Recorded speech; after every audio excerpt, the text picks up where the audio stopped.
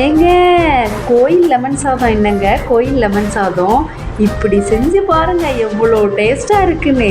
அதுக்கு medium size lemon எடுத்து cut பண்ணி மஞ்சத்தூள் போட்டு மிக்ஸ் பண்ணி வச்சுக்கோங்க. ஒரு கடாயில் நல்லெண்ணெய் ஊற்றுனீங்கன்னா ரொம்பவே டேஸ்ட்டாக இருக்குங்க. ரொம்பவே டேஸ்ட்டாக இருக்கும். கடுகு போட்டுக்கோங்க. கடுகு, கடலைப்பருப்பு, நிலக்கடலை பருப்பை போட்டு பொன்னிறமாக வறுத்துக்கோங்க. என்னங்க கோயில் பிரசாதம், இப்படி செய்யுங்க, அருமையாக இருக்கும். நெக்ஸ்ட்டு கடலைப்பருப்பு பொன்னிறமாக வந்தோடனே ஒரு 5 பல் பூண்டு தட்டி இடித்து போட்டுக்கோங்க. அதுவும் நல்லா பொன்னிறமாக வரட்டும். ஒரு 5 வத்தல் கிள்ளி போட்டுக்கோங்க. கருவேப்பிலை போட்டுக்கோங்க. காயப்பொடி ஒரு 2 சிட்டிகை அளவு போட்டுக்கோங்க ஃப்ரெண்ட்ஸ். அடுத்து மஞ்சப்பொடி போட்டு அடுப்பை சிம்லேயே வைங்க ஃப்ரெண்ட்ஸ்.